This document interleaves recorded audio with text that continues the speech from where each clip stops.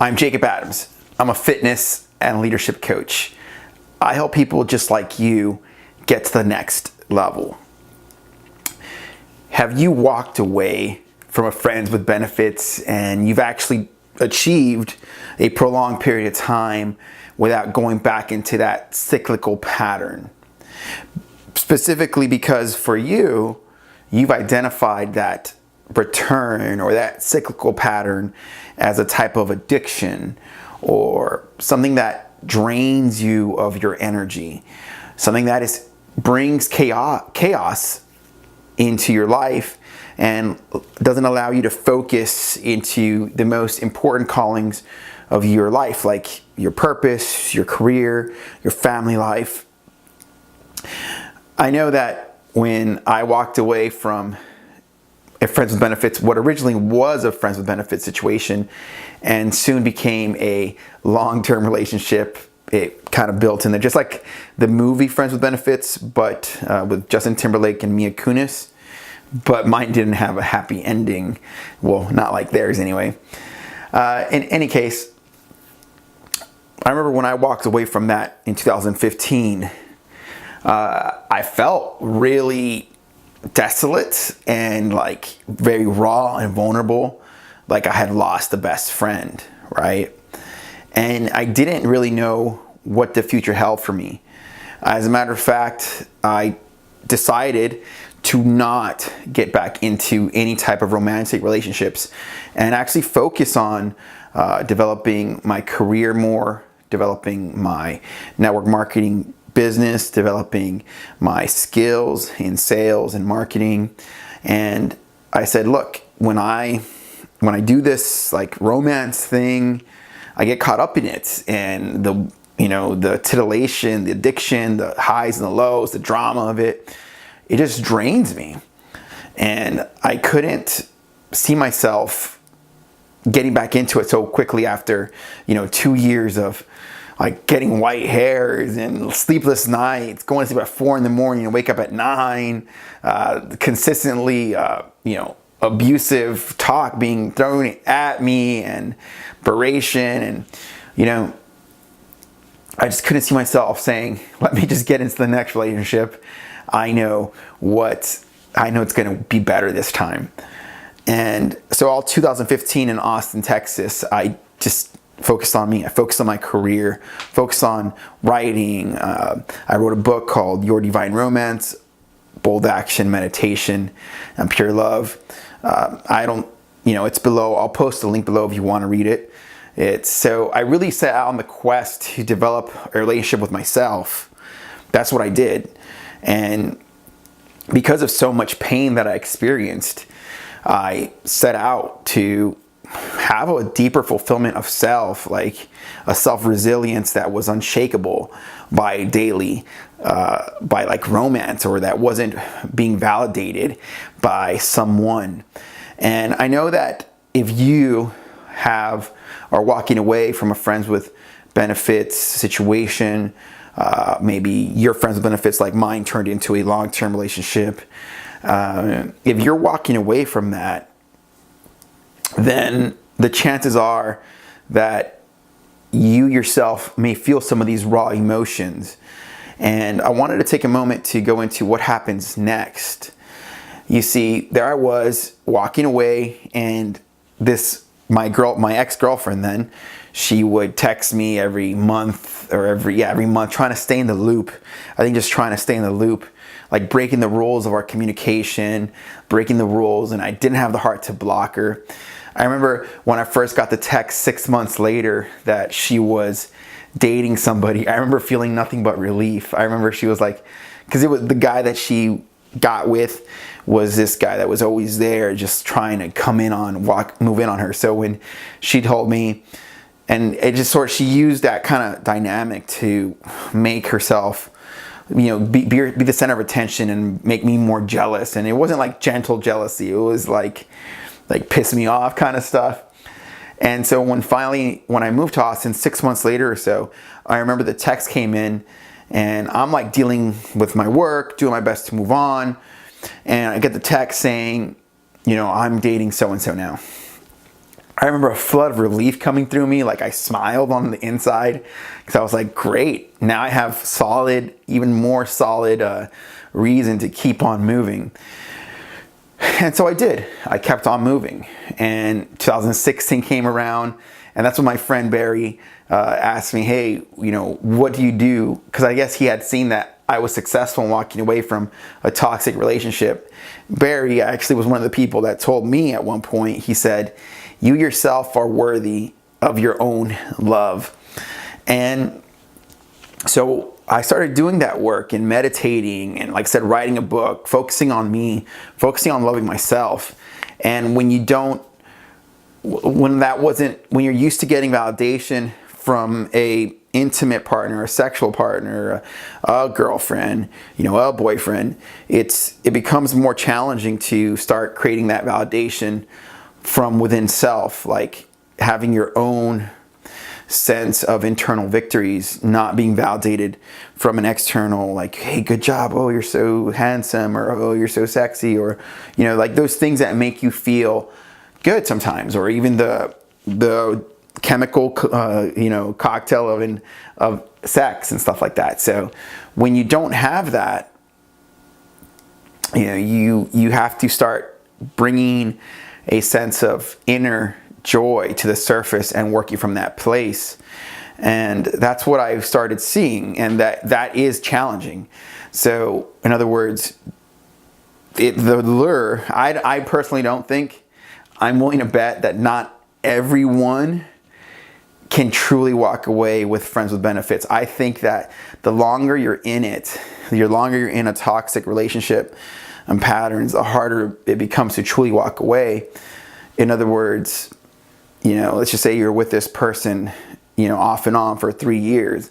Well, even if you take a 3-year break, but you see them occasionally, like once a year, in some ways, that relationship still exists.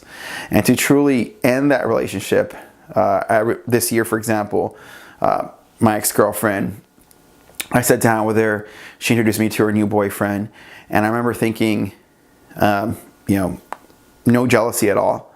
Like I remember I walked out of the building, right? And I asked myself, am I jealous of her at all right now? And I remember feeling like just hungry and sleepy.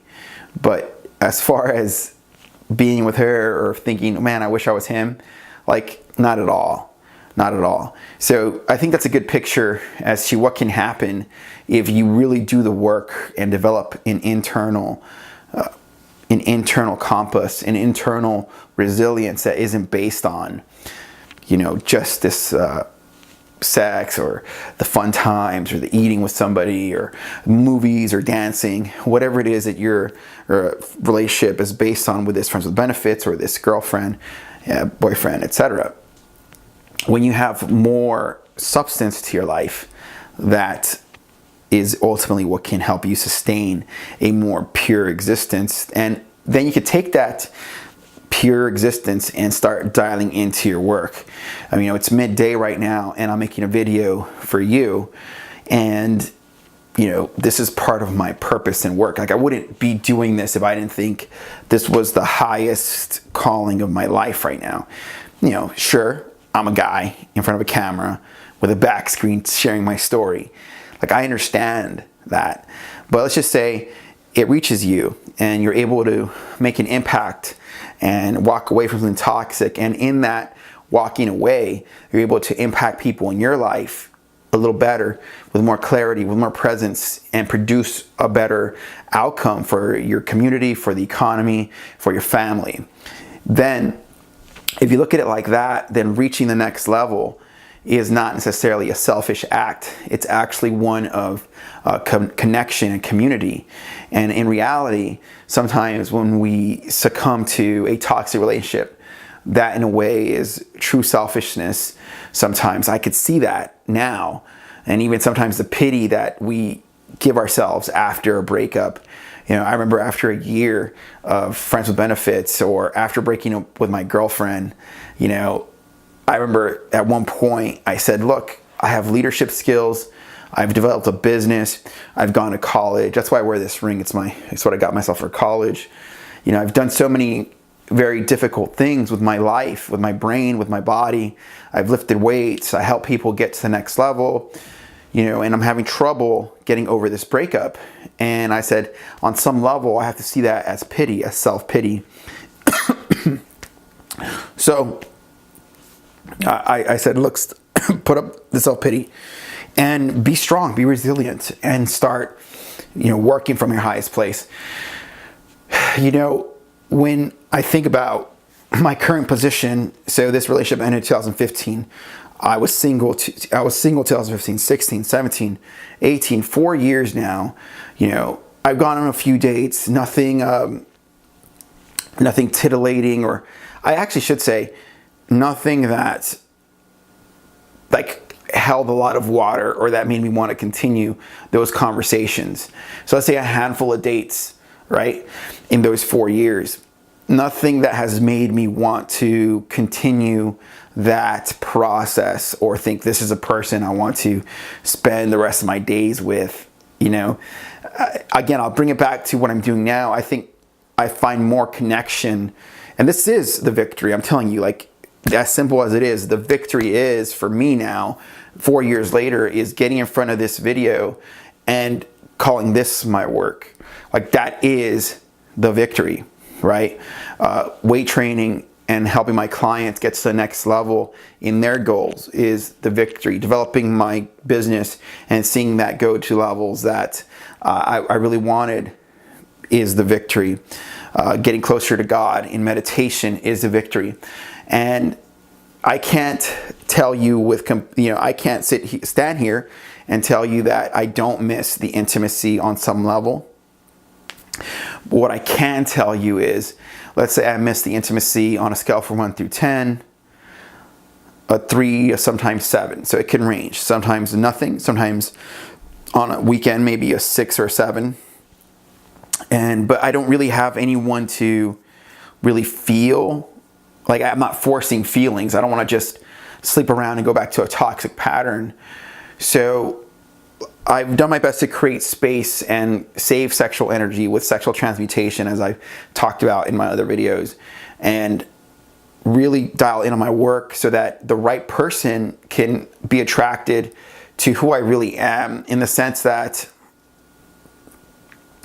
as a coach, right, the thing is that I'm at the forefront of this very vulnerable position. And I understand that somebody that, let's say a potential, woman that wants to date me, she gets access to like all my truth, right? Because it's here on video. And while that's the case, I'm at this forefront where it's like the work is so much more important than pretending to be someone I'm not, or like pretending to be this weird, cool dude or something so that a woman could like me. Does that make sense? So the work is far more important than that. And if a woman can respect my work and say, okay, this guy is really coming from a sincere search, from a sincere place of purpose, that's the kind of man I want, then that's the kind of woman I want to talk to. But it requires such a level of vulnerability and sincerity and soul union that it is challenging. So I'm not going to tell you that, look, the bottom line is that sex sells, and titillation and pornography and strip clubs, terms of benefits, the easy way to intimacy, the easy way to like feel relief and all that, it works for a reason. It functions. It has its place, okay?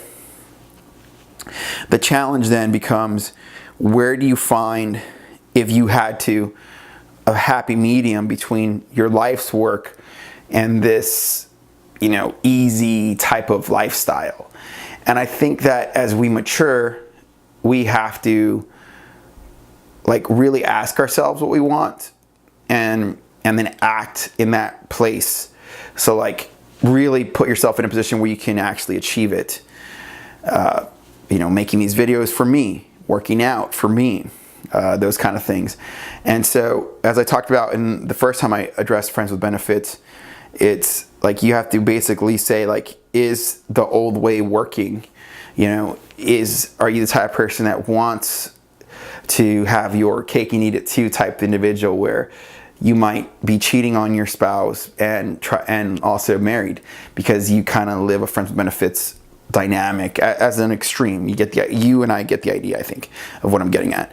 Or are you going to go for something a little bit more like solid and shoot for that elusive top? You know, somewhere in between there is the general goal, I think, for most people. Okay, so yeah, that's about it. So ultimately, to get to the next level in this topic, decide what you want. And once you have enough space, like, keep dialing into it with meditation and purpose and work. And of course, when it comes to dating, you know, put yourself out there. You know, don't be a hermit. At the same time, don't let your life be driven by that one thing. So there's a certain type of like ebb and flow to it that we have to embrace as we move on beyond the past. So that's that. Ultimately, I'd love to hear what you think, and keep in mind that as we grow in this path, the answers come to us as to what to do next.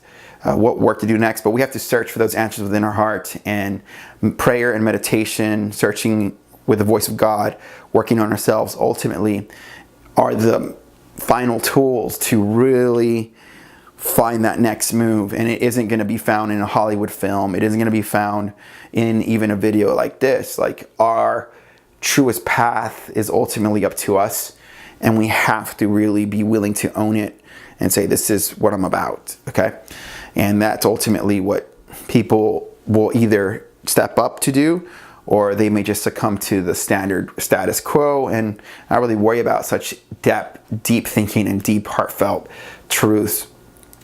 I'd love to hear your thoughts. I'll go ahead and place a video, and I'll put a link below, and it's a video about how to get over a breakup I made on Udemy, and I'll give that to you for free for the first 10 people. I just want to hear your feedback. Maybe you're trying to walk away. Maybe you already did. And, you know, just want to have your feedback. I made a course. I think it's like a $20 regular price, but I'll give it to you for free for watching this video to the end. And I'd love to hear your feedback. Comment below. This is Jacob Adams. We'll see you next time. Have a great day.